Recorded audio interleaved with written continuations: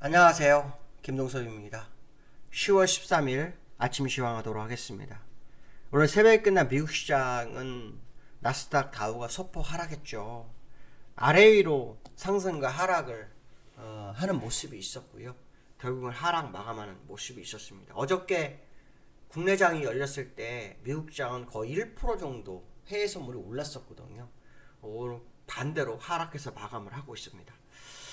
오늘 미국 시장은 생산자 물가지수 9월 생산자 물가지수하고요. FMC 의사록이 굉장히 중요했던 것 같습니다.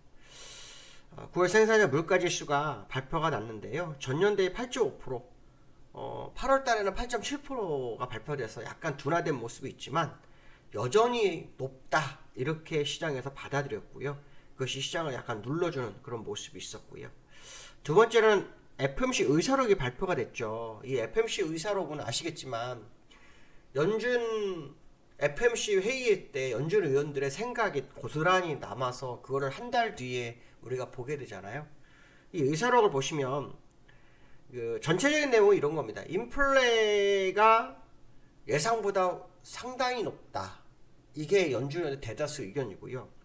또 연준 의원들은 인플레를 낮추기 위해서 너무 적은 금리를 인상하는 것은 대가가, 그러니까 너무 적은 금리 인상으로 인한 대가가, 죄송합니다, 공격적인 인상을 취할 때보다도 더 크다라고 생각하는 것 같습니다. 그러니까 무슨 말이냐면 지금 시장에서는 뭐 베이비 스텝, 빅 스텝 얘기하는데 이게 중요한 게 아니라는 거죠. 적게 해서 시장을 뭐 이렇게 받쳐주는 게 중요한 게 아니라 많이 하더라도 인플레이션을 빨리 잡아야 한다 이런 생각을 하는 것으로 지금 보이고 있다 이렇게 보시면 될 것 같고요. 그 다음에 오늘 밤 되게 중요하죠.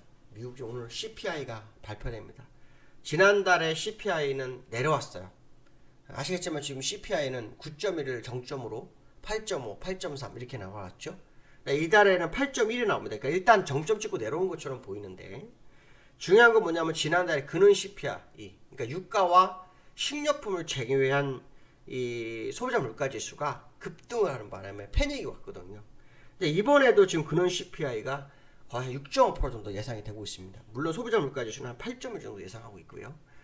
이것이 어떤 결과가 나올지는 좀 봐야 될 것 같습니다.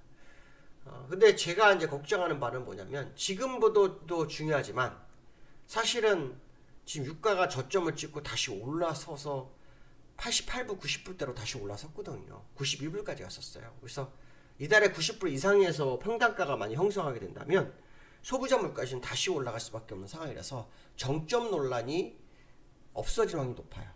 그리고 오히려 새로운 정점을 찾아야 되는 그런 상황이 될 수도 있기 때문에 사실은 지금 소비자 물가 지수가 오늘 밤 굉장히 중요하다.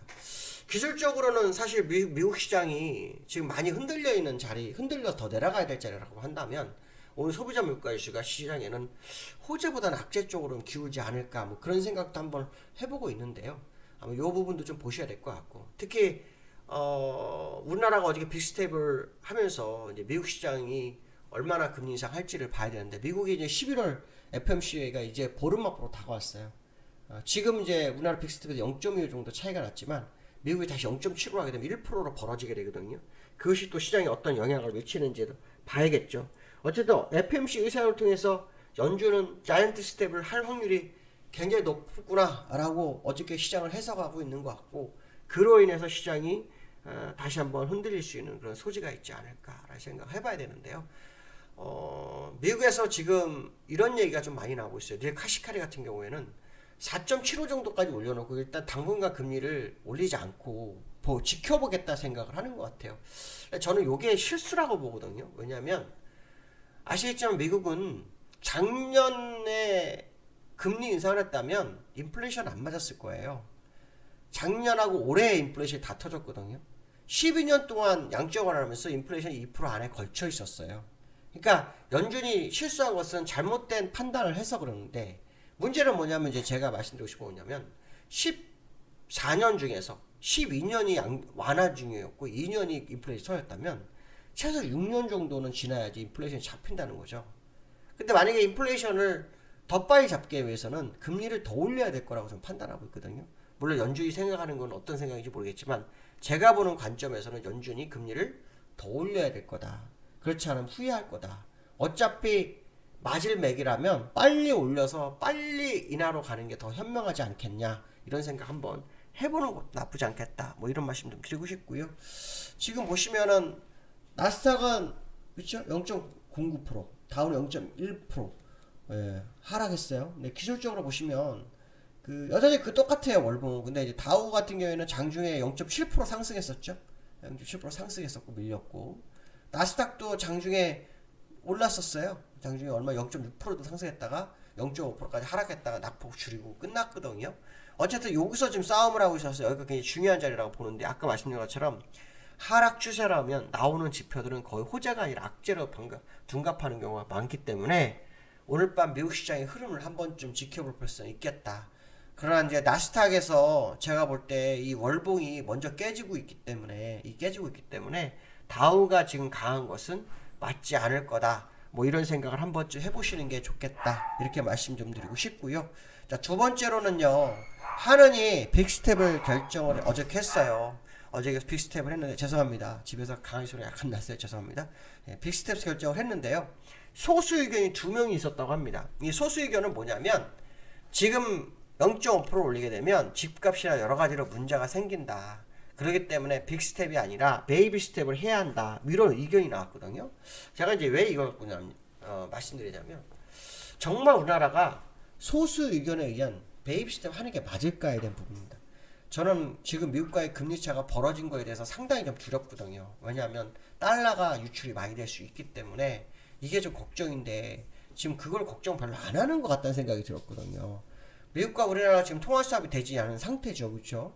그럼 자체적으로 이 지금 가지고 있는 외환 보유가 4,340억 불, 그 다음에 국채가 1,200억 불, 그렇죠? 그럼 5,500억 불밖에 없어요. 연기금이 가지고 있는 거 다 합해봐야 그거밖에 안 되거든요. 그러니까 지금 상황으로서는 상당히 좀 부담스러우니까 사실은 빅스텝을 빨리 해서 시장 인플레이션을 좀 낮추고 또 미국과의 금리 차를 줄이는 게 정상인데, 어떻게 금리 차가를 생각 안 하는 모습이 있을까? 왜냐하면 소수 의견이 나오면 그 다음번에 소수 의견대로 가는 경우가 제법 있었거든요. 그래서 한번 이 소수 의견에 대해서 말씀드리는데요, 제가 볼 때 우리나라 지금 빅스텝이나 더 많은 금리 인상 올리는 게 현명할 것 같은데, 시간이 지나면 확인이 되겠죠. 누가 맞을지는 모르겠지만, 물론 아까 항상 말씀드리지만 금리가 오르게 되면 대출을 받으신 분들은 다 힘들어지는 건 사실입니다. 그렇지만 어쩔 수 없다라는 거.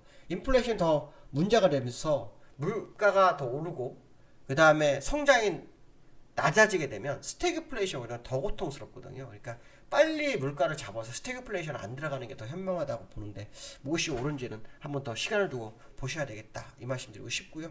코스피가 2200을 회복하고 마감했어요. 외국인들의 매수가 상당히 컸었던 어저께 국내장이었죠. 어저께 국내장에 빅스텝을 했는데도 불구하고 외국인이 셨습니다. 지금 외국인들이 지금 계속 들어오고 있죠. 이걸 보면서 지금 외국인들이 귀환했나라는 생각 할 것 같아요.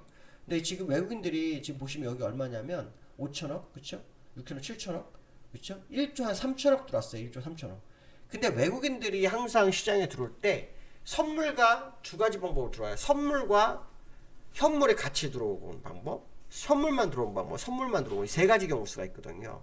근데 지금 보시면 선물은 나가고 있고 현물이 들어오고 있어요. 그 돈이 바톤 터치를 한 거로 보이거든요. 현물을 사고 그 선물은 익절을 하는 과정, 뭐 이런 상황일 수도 있는데, 어쨌든 제가 볼 때는 이제 선물에서는 손실이 났어요. 이번에 선물을 매수를 왕창했다가 지금 내려와서 다 팔고 있는 상황인데, 다시 현물을 받는, 이게 현물에 삼성전자를 사고 있는 것 같거든요. 그래서 외국인들 더 들어왔는 이 외국인 본격적인 기관인지는 좀 더 시간을 두고 좀 보셔야 될 거예요. 왜냐하면 미국 시장의 하락은 멈추지 않았고요, 인플레이션이 멈추지 않았고요, 금리 인상은 지속이 되는 상황이라고요. 그래서 지금 상황에서 이 외국인들의 현물 매수가 현실성이 있는지에 대한 부분, 특히 기관은 팔아요. 이럴 때 사실 기관도 같이 사주는 게 정상이거든요. 왜냐하면 기관 같은 경우에는 징한기금을 정부에서 한다고 했기 때문에 미들 부빌 언덕이 있잖아요. 부빌 언덕이기 때문에 사실 기관도 지금 매수를 해도 상관이 없는 거예요. 근데 기관에도 버려요. 그러니까 징한기금을 마련하기 위해서 버리는 건지 그것까지는 모르겠어요. 그러나 분명해서 뭐냐면 기관하고 외국인이 같이 들어올 만한 상황이 돼야 맞는 거다라고 판단했을 때 지금의 어떤 외국인의 매수는 뭔가 잘못된 것이다 생각해야 될 것 같고요. 오늘 옵션 만기입니다. 옵션 만기는 포지션에 따라서 움직이는데, 어저께 선물에서 외국인이 매도를 막판에 팔고 빠진 상황이 있어요. 그래서 그 부분이 오늘 시장에 어떻게 반영하는지를 오늘 보시는 하루가 돼야 되겠다, 이렇게 말씀드릴 수 있을 것 같습니다. 오늘 여기까지 하겠습니다. 감사합니다.